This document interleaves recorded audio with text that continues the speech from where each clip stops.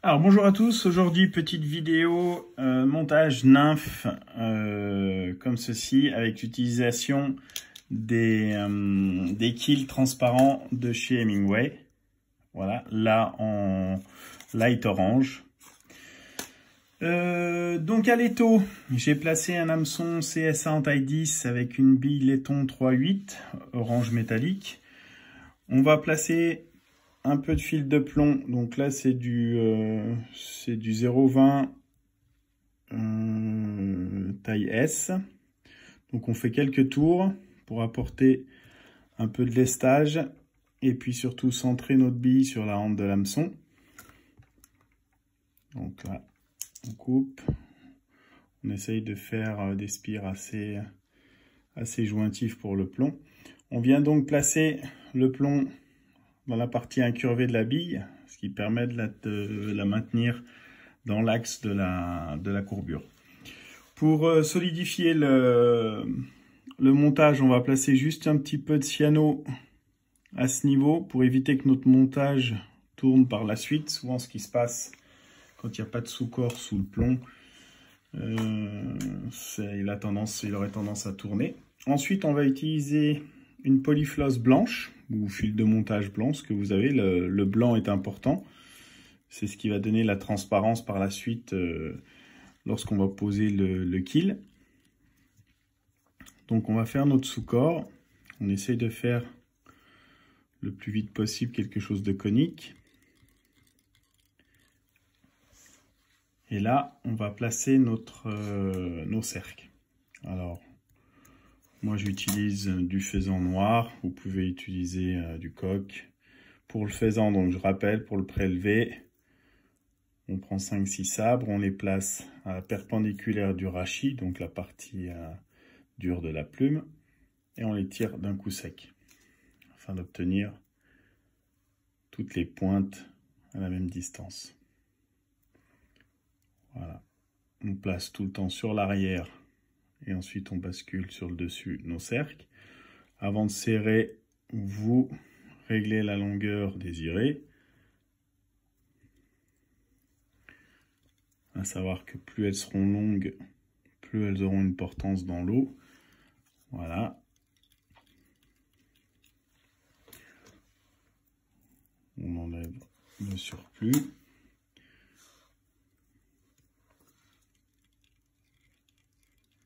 Et on va fixer notre kill. Donc comme vous voyez, moi je me sers des parties les plus fines pour les hameçons les plus petits. On pourrait monter trois nymphes en petite taille avec une bande. Je vais vous faire voir une bande à quoi ça correspond. Mais 2 c'est déjà pas mal. 2 ça permet de... Voilà, donc on a la partie épaisse et ça s'affine jusque là. Moi, je fixe plus ou moins au milieu. Donc, la partie collante sur le corps de la nymphe. Je fais quelques tours pour serrer. On coupe. Donc, cette partie servira pour un prochain montage en petite taille ou pour des sèches. C'est très bien. Voilà. Donc on va poursuivre le montage de notre corps conique et on va venir arrêter notre polyfloss derrière la bille. On n'en a plus besoin.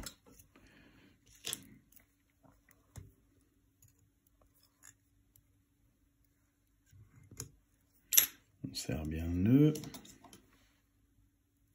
On coupe. Vous allez prendre ensuite une pince à hacle, maintenir notre kill et on va procéder aux enroulements. Donc la partie collante côté corps avec la partie noire à l'arrière. Vous voyez, le noir ici à l'arrière, le orange, partie teintée sur l'avant. Et on va faire nos enroulements. Alors ensuite, vous décidez si vous voulez des spires plus larges ou plus étroites, c'est à vous de voir. Si vous avez un étau rotatif, et ben voilà, c'est encore plus simple.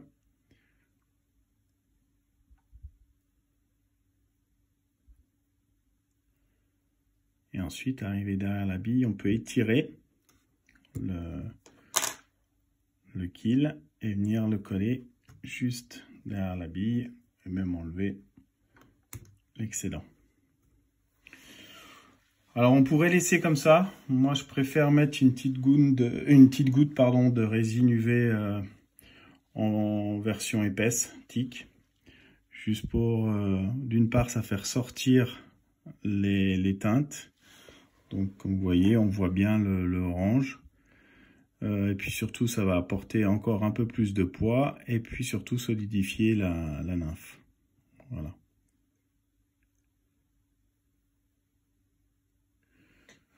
Voilà, simplement, comme ça. On va passer au laser. Voilà. Ensuite, on prend un fil de montage en 14-0. Qui va nous permettre de faire notre thorax en dubbing de phoque. Donc, votre petite astuce, c'est qu'au lieu de prendre les 2 crochets de votre twister, on va en prendre qu'un.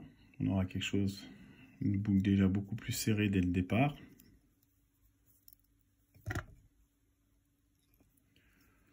Voilà, on prend un tout petit peu de dubbing de phoque, c'est vraiment léger, c'est pour donner un peu de volume, et c'est quelque chose d'assez vivant. On retrouve notre boucle, on place notre dubbing, on le répartit un peu sur la hauteur de la boucle et on twist. Voilà. Il suffit de faire les enroulements.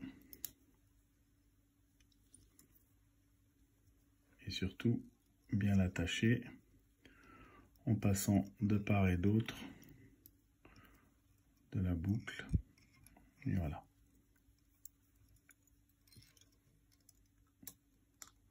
On laisse notre fil porte-bobine sur le bas et on va couper la boucle à dubbing sur le haut. Reste ensuite ligature whip finish.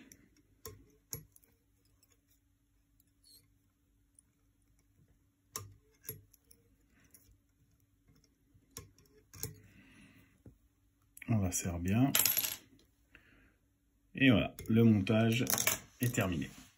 Eh bien, écoutez, bon montage et puis à très prochainement.